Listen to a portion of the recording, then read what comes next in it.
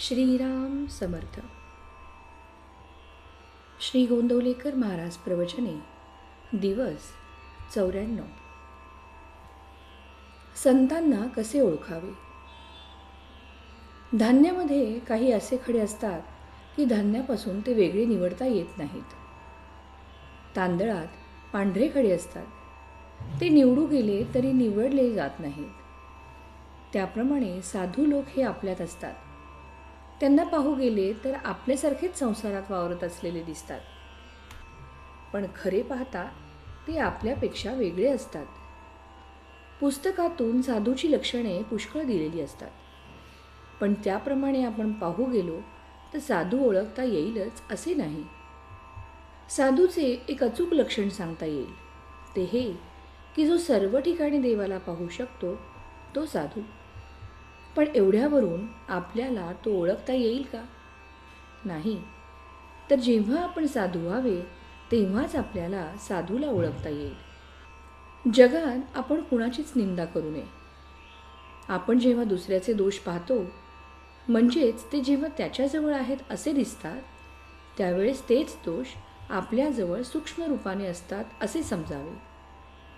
आणि आपण लगेच देवाला शरण जाऊन हे माझे दुर्गुण काढून टाक म्हणून त्याची करुणा भाकावी. आपण जेव्हा जगात न्याय उरला नाही असे म्हणतो, त्यावेळेस आपल्याजवळ तो दोष आहे असे समजावे.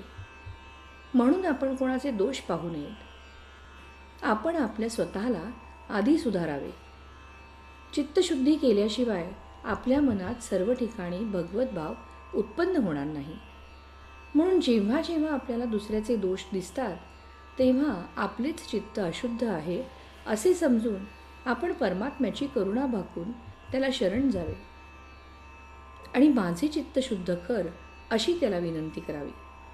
असे केले म्हणजे आपले चित्त शुद्ध होत जाते आणि मग भगवंताची प्राप्ती व्हायला वेळ लागत नाही.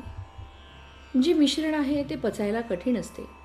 उदाहरणार्थ भाजणी. मिश्रण नसलेले एकच शुद्ध अन्न पचायला सोपे असते. हे जसे खरे त्याचप्रमाणे आपले अंतःकरण अगदी शुद्ध असावे, म्हणजे ते सर्वांमध्ये लवकर मिसळते. पण आपल्या अंतःकरणामध्ये स्वार्थाचे मिश्रण असल्यामुळे ते सर्वांमध्ये समरस होऊ शकत नाही. शुद्ध अंतःकरणाच्या माणसाचे चालणे हळू आणि बोलणे मृदू असते. तो सर्वांना प्रिय होतो.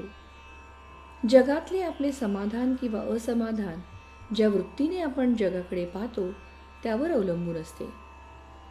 माझ्याकरिता मी नसून मी लोकांकरिता आहे, माझ्याकरिता जग नसून मी जगाकरिता आहे, ही वृत्ती आपण ठेवावी. तात्पर्य, सर्व चराचर भगवतरूप जो पाहतो तो साधू. श्रीराम समर्थ.